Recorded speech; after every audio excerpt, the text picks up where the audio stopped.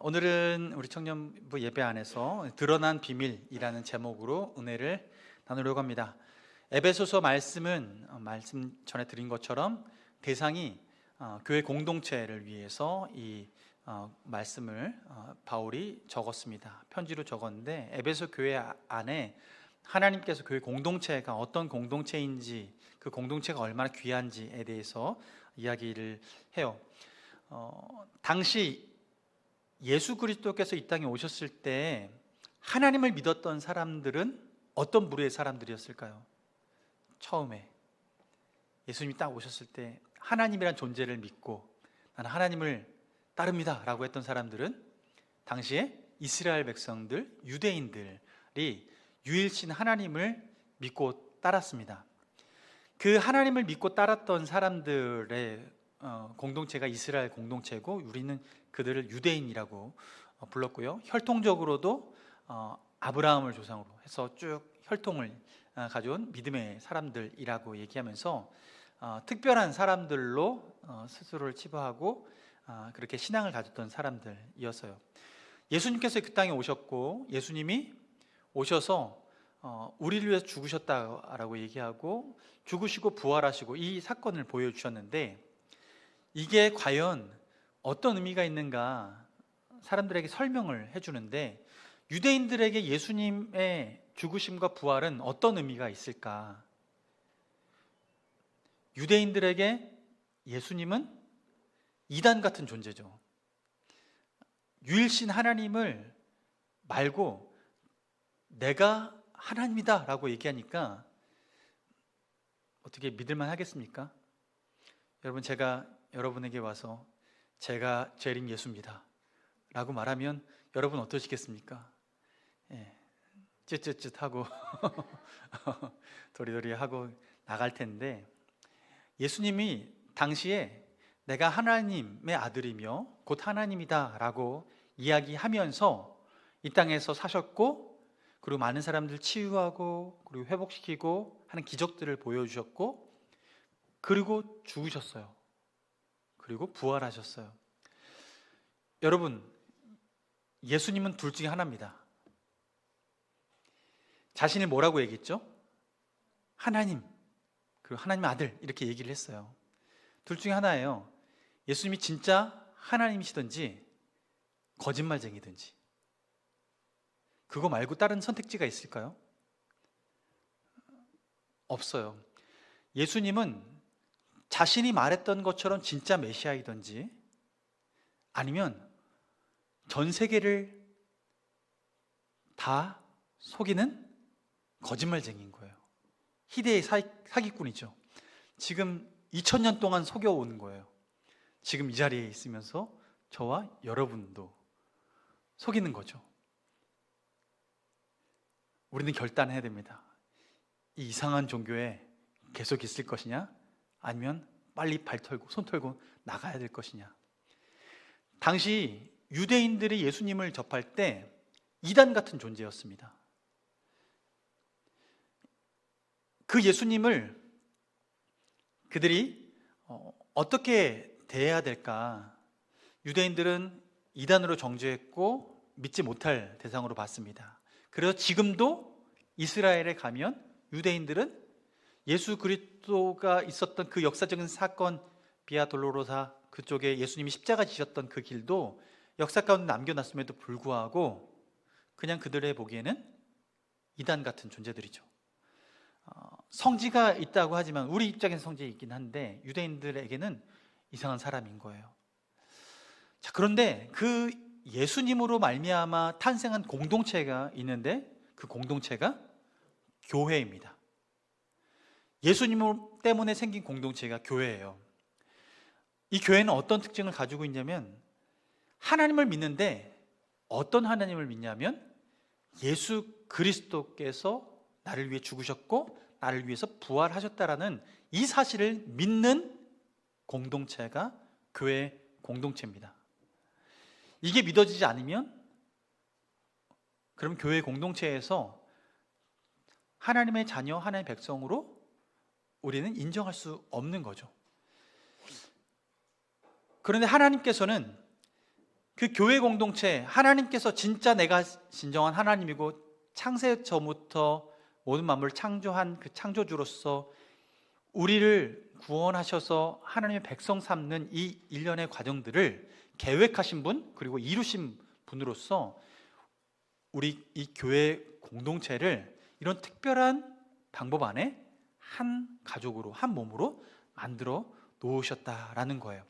에베소서는 당시에 이것이 어느 특별한 사람들에게만 하나님이 아니라 하나님은 모두의 하나님이시면서 하나님께서는 그 모든 민족들을 구원하시기 위한 하나님이시고 그 구원의 계획 가운데에 참여하는 자들을 한 몸으로 만드시는 하나님 특별한 은혜가 있음을 이야기를 합니다. 여러분 혹시 이런 생각 안 해보셨어요? 교회 다니는데 성경책을 보잖아요. 성경은 어느 나라의 역사입니까? 이스라엘의 역사죠. 남의 나라 역사 아니겠습니까? 우리나라 국사도 잘 공부 못해서 시험 보면 틀리는 일이 많은데 남의 나라 역사책을 보면서 왜 우리는 감동받아야 되며 그것이 나와 무슨 상관이 있을까? 유대인들, 이스라엘 민족에게는 굉장히 의미 있는 책인데 이 책이 우리에게 어떤 관계가 있냐는 거예요. 상관없는 책일 수 있잖아요. 그런데 이 이스라엘의 역사책으로만 생각하기에는 다른 의미를 담고 있는 이 성경책, 이게 왜 우리에게 의미가 있는가? 이 이스라엘의 역사책으로만 볼 수 있는 이 성경책을 통해서 우리에게 하나님께 주시는 메시지 중에 하나는 여기에 기록되어 있는 내용이 유대인들에게만 해당되는 그런 복음이 아니라 이스라엘 백성 외에 다른 사람들, 우리는 성경에서 그런 사람을 이방인이라고 얘기하죠. 그 이방인들에게도 이 복음이 해당된다라는 것을 이야기하는 거예요. 그러니 이스라엘의 역사책으로만 보면 내가 굳이 읽어야 되나 싶은 이 책인데 이 책이 유대인뿐만 아니라 이스라엘 백성뿐만 아니라 이스라엘 나라 밖에 있는 이방인들에게도 구원을 주시는 하나님의 약속된 메시지이기 때문에 이 책은 의미가 있는 거죠. 그래서 우리가 이 에베소서를 읽을 때 우리가 이 말씀이 나와 무슨 상관이 있는가라는 그 관점에서 이 말씀은 나를 구원하시고자 하는 하나님의 계획된 이야기이기 때문에 의미가 있는 거예요. 오늘 말씀 보면요, 오늘 본문에 11절 말씀 함께 볼까요? 11절 말씀 우리 함께 읽어보도록 하겠습니다. 함께 읽습니다. 시작. 곧 영원부터 우리 주 예수 그리스도 예수 안에서 예정하신 뜻대로 하신 것이라. 도대체 무엇을 하셨을까요? 주 예수 그리스도 안에서 예정하신 뜻대로 무엇인가 하셨는데요, 그 하신 게 무엇이냐면 그 다음 절에 있어요. 그 다음 절 12절 함께 읽습니다. 시작. 우리가 그 안에서 그를 믿음으로 말미암아 담대함과 확신을 가지고 하나님께 나아감을 얻느니라. 아멘.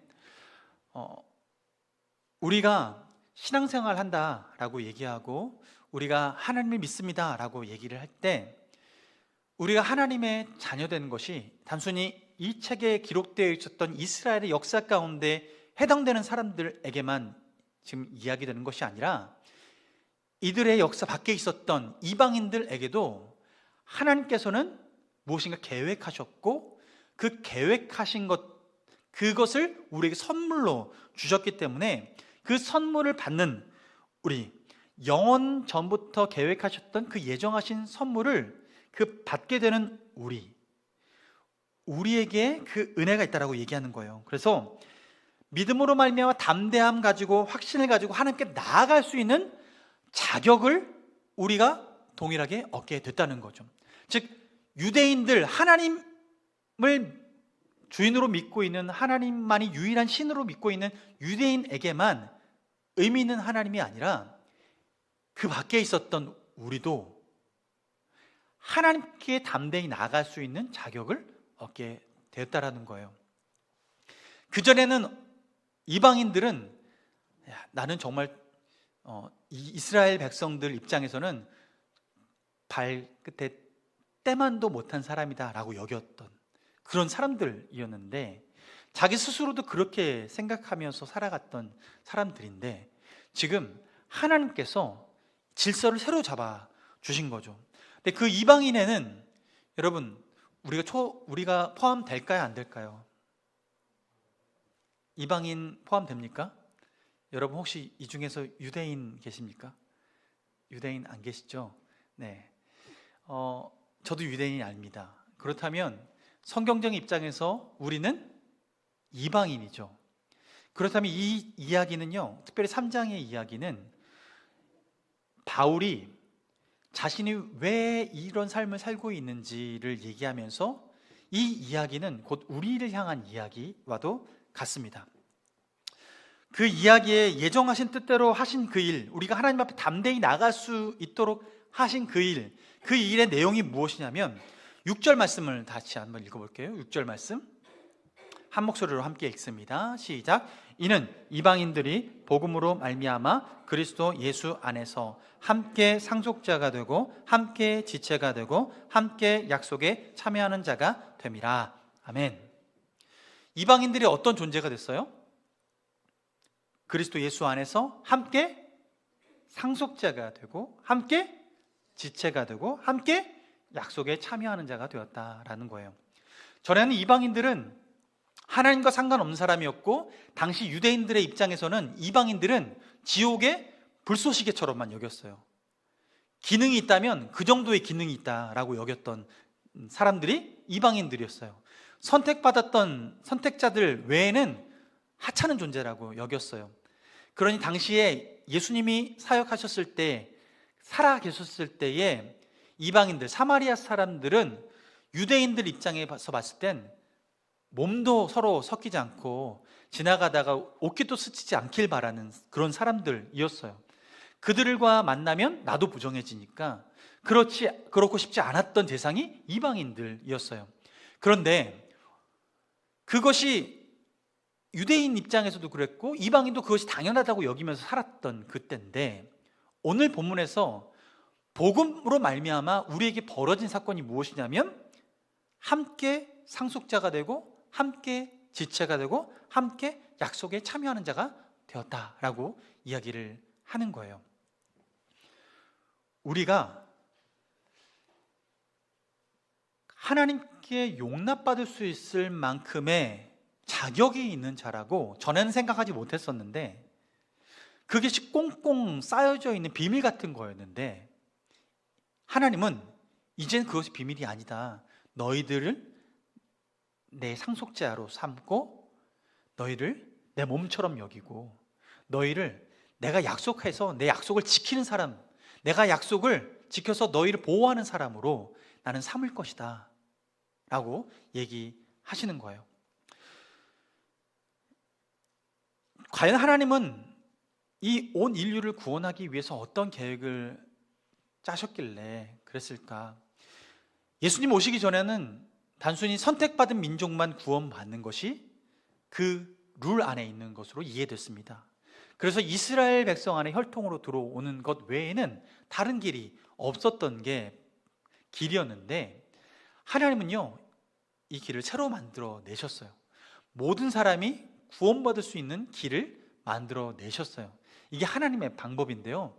여러분, 지난번에 얘기했듯이 우리가 억울한 일을 당한 게 하나 있는데 태어나 보니 죄인이라고 말하는 그 이야기를 듣는 거예요. 교회 누구 통해서 전도 당할 때 어떤 말을 쉽게 들어요? 우리 사형리를 보면요, 하나님 당신 사랑하십니다 라고 얘기했지만 그 뒤에 뭐라고 해요? 우리는 죄인입니다, 당신은 죄인입니다 라는 얘기를 해요. 여러분, 누가 여러분에게 당신은 죄인입니다 라고 말하면 쉽게 긍정이 되나요? 네, 긍정이 되시는 죄를 지으신 분들에게는 심심한 위로의 말씀을 드립니다.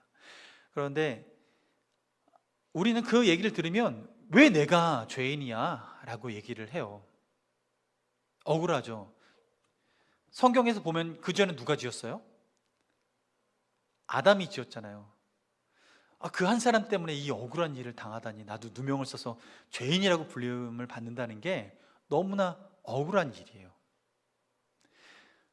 그런데 하나님은요, 그 억울한 일을 당한 온 인류, 그 모든 사람을 그 아담이 지은 죄 안에, 아담 안에 가두시고 모든 사람을 넌 죄인이야 라고 말을 하지만, 하나님이 또한 온 인류를 구원해내시는 방법이 어떤 방법이냐 하면, 그 둘째 아담을 이 땅에 보내셔서 그 아담 안에 온 인류를 가두시고 그 둘째 아담, 그 아담을 살리시며 그 둘째 아담에 속한 모든 인류를 구원해내시는 방법을 취하셨어요.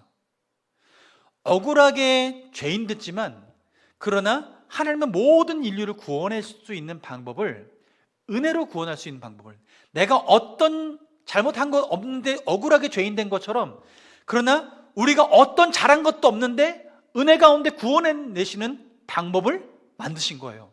그게 바로 예수 그리스도, 그분을 이 땅에 보내주신 것이고, 그 예수 그리스도를 이 땅에 보내주셔서 예수 그리스도의 죽음이 내 죽음이며 예수 그리스도의 부활이 내 부활이라고 믿는 자들에게, 예수 그리스도 안에 거함으로 예수 그리스도의 부활을 맛보며 살아갈 수 있는 그 은혜를 모든 인류에게 허락해 주셨다는 거죠. 이게 억울한 듯 하지만 온 인류를 구원하시는 하나님의 방법이 된 거예요. 그래서 로마서 말씀에는 이 부분을 이렇게 설명합니다.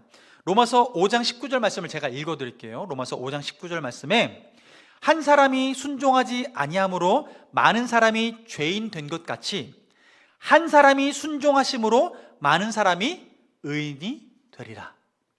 여기서 한 사람이 순종하지 않아서 죄인으로 만들어진 그 한 사람은 성경에 아담을 얘기하는 것이고, 한 사람이 순종하심으로 많은 사람이 의인 되게 만드신 그 한 사람은 예수 그리스도를 이야기합니다. 그래서 우리는 아담으로 말미암아 억울하게 죄지은 존재가 된 것 같지만, 그러나 예수 그리스도로 말미암아 우리는 은혜로 또한 구원받을 수 있는 자격을 얻게 하셨어요. 이 원리로 하나님께서는 지금 이 구원의 역사를 만들어 내신 거죠. 이 비밀, 즉 한 사람으로 말미암아 죄 짓게 되고 한 사람으로 말미암아 의인 되어지는 이 시스템을 알지 못하고 이스라엘 백성처럼 이렇게 그 족속에 속해야만, 그 민족이 되어야만 구원받을 수 있고 선택받은 사람만 구원받을 수 있다는 생각을 가진 사람들에게는 말도 안 되는 이야기인 거예요.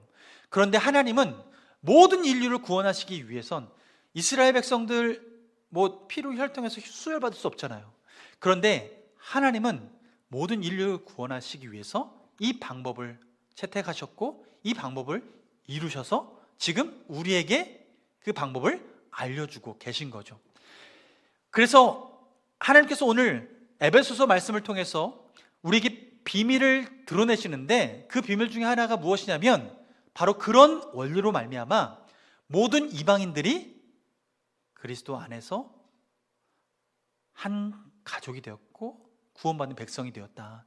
그래서 오늘 본문에서 6절의 내용이 우리에게 가르쳐 주시는 우리 정체성, 감추어졌던 우리 정체성이 드러나는 이야기를 하고 있는 거예요. 그래서 5절 말씀 보면 거룩한 사도들과 선지자들에게 성령으로 나타내신 것, 그것은 선지자들에게는 이게 성령으로 말미암아 이해되어졌던 것이지만 이방인들에게는 복음의 메시지를 통해서 선포되게끔 하셨다. 이게 하나님의 원리라고 얘기하시는 것이고, 그래서 전도에 미련한 것으로 복음을 듣게 하시고 그 복음에 반응하는 자를 구원하시는 그 역사를 이루어 가시게 된 거예요.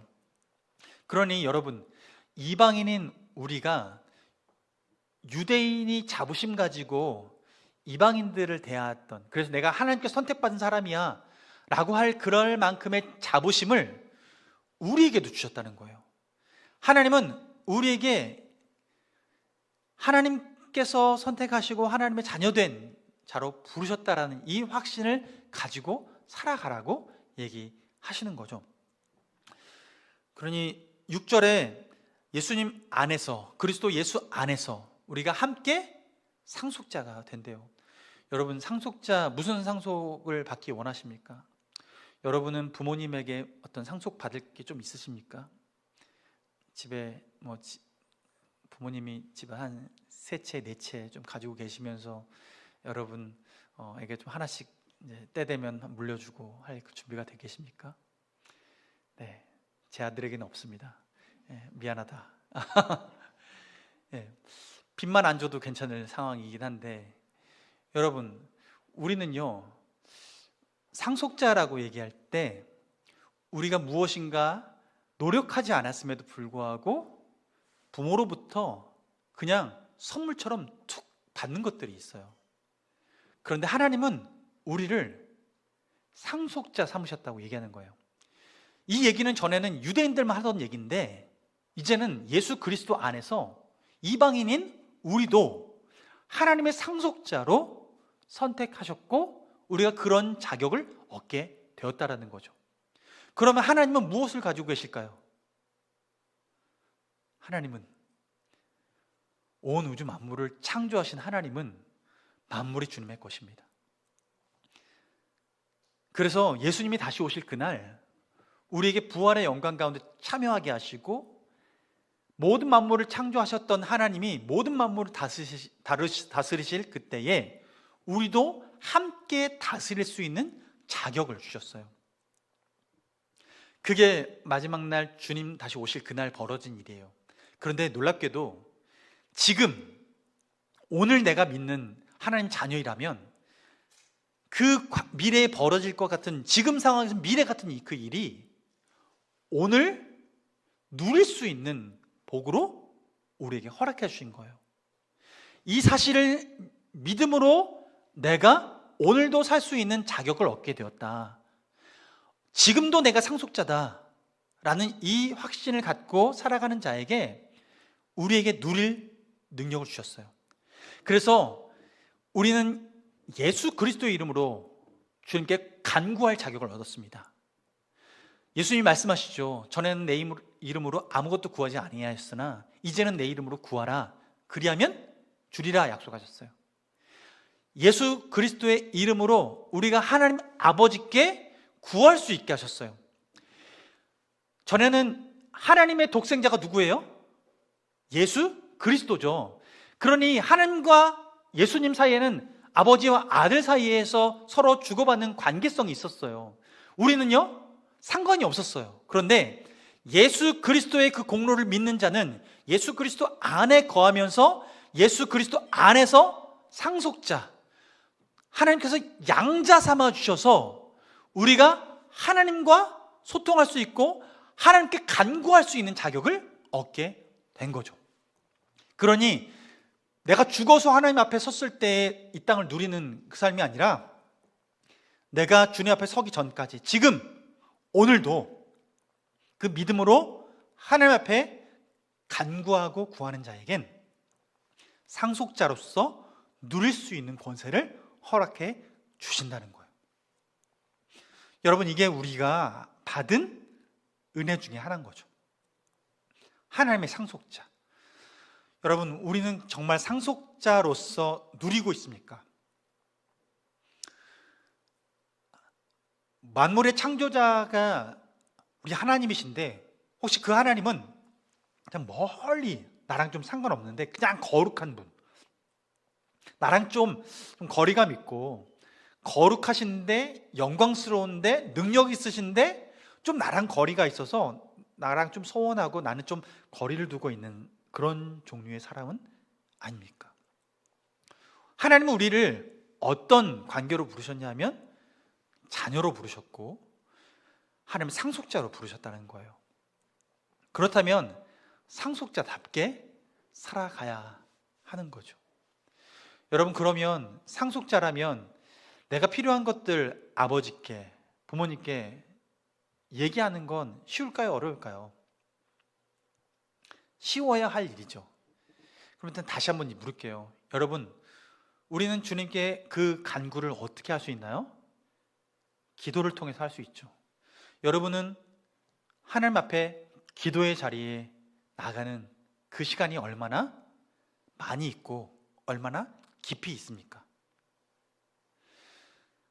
우리가 하나님의 상속자가 되었는데 상속 요청을 좀 하신 적 있습니까? 주님, 저 이거 필요합니다 라고 얘기하는 마음 있으셨어요?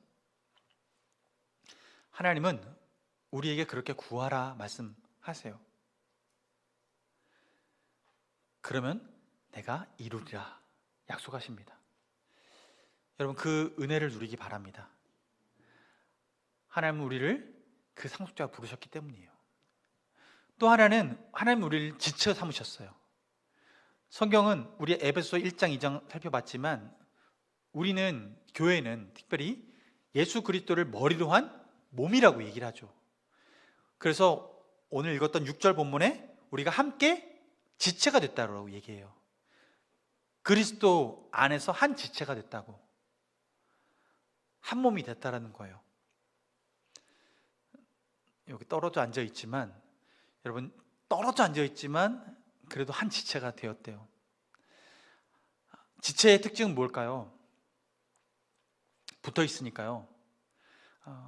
제가 좀 손가락 이렇게 있지만 새끼손가락을 깨물면 어디가 아플까요?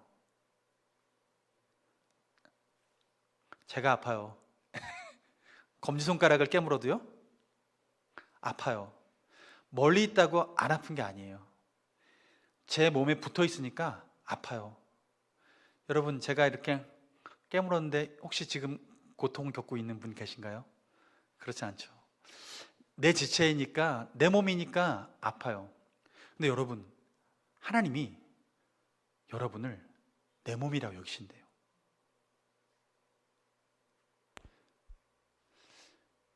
여러분이 아파하는 걸 내가 아프다라고 얘기한대요. 바울이 예수 그리스도를 믿는 사람들을 잡으려고 다메섹으로 갔던 때가 있습니다. 근데 그 가던 중에 아직 바울이 예수님을 믿기 전이에요. 유일신 하나님을 믿었지만 예수님은 이단이라고 생각하면서 살았던 사람이 바울이었어요. 그런데 다메섹으로 예수 믿는 사람들을 잡아다가 죽이려고 그 가던 길에 그 광야에서 빛 가운데에 예수님을 만납니다.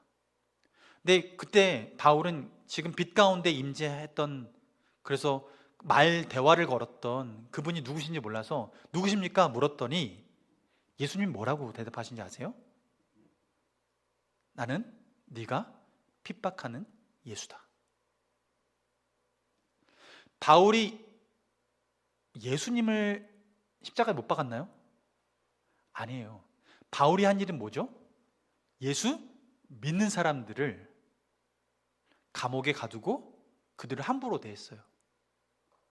그런데 예수님이 그런 바울에게 무엇이라고 얘기했냐면 나를 핍박하는,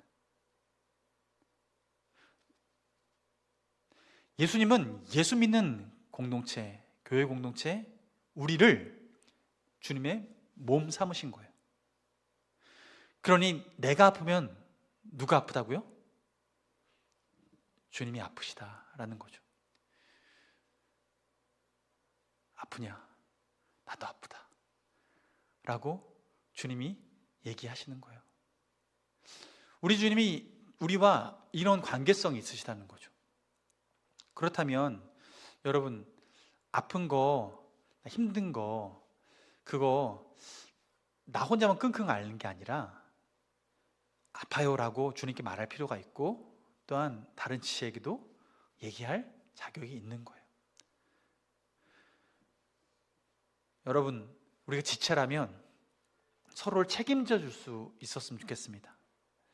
하나님은 우리를 가족 되게 하셔서 가족으로서 서로를 챙길 수 있도록 우리를 부르셨어요. 그러므로 우리가 함께 지체가 되었음을 기억하길 원합니다. 또 하나 주님께서 우리에게 가르쳐 주신 비밀은 우리가 약속에 참여하는 자가 되었다라고 얘기를 해요. 약속에. 하나님이 성경에 많은 약속들을 해주셨습니다. 여러 가지 약속들을 다 해주셨는데 그 약속의 말씀들이 내 삶 가운데 이루어지는 거예요. 이 성경의 말씀이, 기록된 말씀이 누군가에게만 좋은 말씀이 아니라 나는 좀 먼 것 같아, 이 책은 그냥 목사님이랑 가깝고 이 책은 전도사님이랑 가깝고 좀 열심히 있는 어떤 한 사람과 관련돼 있는 하나님의 약속의 말씀이지 라고 여길 수 있지 모르겠지만, 주님은 오늘 우리에게 말씀하시는 것은 우리가 하나님의 약속에 참여하는 자래요. 하나님께서 우리에게 이 약속의 말씀을 주셔서 이 약속의 말씀 가운데 하시는 그 약속들이 어떤 특별한 사람에게만 주어지는 선물이 아니라 우리에게도 해주시는 약속이라는 거죠. 여러분, 성경을 읽으면서 우리는 하나님께서 무엇을 해라 말아라 라고 하는 명령도 듣지만요, 성경 안에는요, 우리를 자녀 삼으셨기 때문에 내가 너를 이렇게 대하겠다, 자녀로 삼겠다 라고 하는 약속들이 많이 있어요. 그러므로 여러분, 우리가 말씀을 대할 때 그 안에서 내게 주시는 약속은 무엇인가, 그 관점 안에서 약속을 찾아보고 그 약속을 내게 주시는 약속이라는 믿음을 가지고 받아들이는 시간이 필요합니다. 그래서 오늘 6절 말씀에 우리에게 복음으로 말미암아 그리스도 예수 안에서 우리가 함께 상속자가 되고 함께 지체가 되고 함께 약속에 참여하는 자가 되게 하신 이 놀라운 사실이, 전에는 이방인이어서 나랑 상관없는 일이었어 라고 말할 수 있었을지 모르겠지만, 하나님은 그리스도의 몸된 교회에게, 지금 이방인으로 살아간 우리에게 지금 그 얘기는 다르다, 너에게 비밀을 알려주는데 너희들은 함께 상속자가 됐고 함께 지체가 됐고 함께 약속에 참여하는 자가 되었다라고 말씀하고 계시는 거예요. 여러분, 그렇다면 우리가 그에 합당한 삶을 살았으면 좋겠습니다. 상속자로서 하나님께 때로는 간구하고 의뢰하고 주님께 기도하는 자리, 지체로서 아프면 아프다라고 주님께 고백할 수 있고, 또한 지체로서 옆에 있는 우리 동료들, 우리 지체들 돌아보면서 그들의 필요를 채워줄 수 있는 삶을 살아가고, 또한 우리가 함께 약속에 참여하는 자로서 주님께서 하신 약속이 어떤 특별한 사람에게만 이루어지는 약속이 아니라 바로 내게 하신 약속이다 라고 생각하며 말씀을 읽어가고 그 가운데 하나님의 약속을 더 깊이 붙들고 살아갈 때, 여러분, 우리의 인생은 더 풍성한 삶을 살아갈 줄로 믿습니다. 여러분, 주님께서는 우리를 그런 존재로 부르셨고 이 땅 가운데 그것이 교회라고 얘기하시는 거예요. 그러므로 교회로서 우리를 부르셨을 때 이 교회는 이곳에서만 이루어지는 교회가 아니라 우리가 살아가는 삶의 현장에서 우리가 그곳에서 주님을 인정하고 인식하고 살아가면 그것으로 우리 삶을 더 풍요롭게 만드실 준비를 하고 계신다는 거죠. 여러분, 우리가 함께 그 은혜를 누리길 원합니다. 그래서 함께 주님을 찬양하고 나아갈 때 우리 삶이 주님께서 기뻐 받으시는 삶이 되어지길 원합니다. 비밀이었지만 이제 드러난 비밀, 우리가 더 이상 외인이 아니라 하나님의 지체이고 또한 상속자이고 언약에 참여하는 자임을 기억하고 주님 안에 당당하게 기쁨으로 살아내길 원합니다. 오늘 찬양하겠습니다.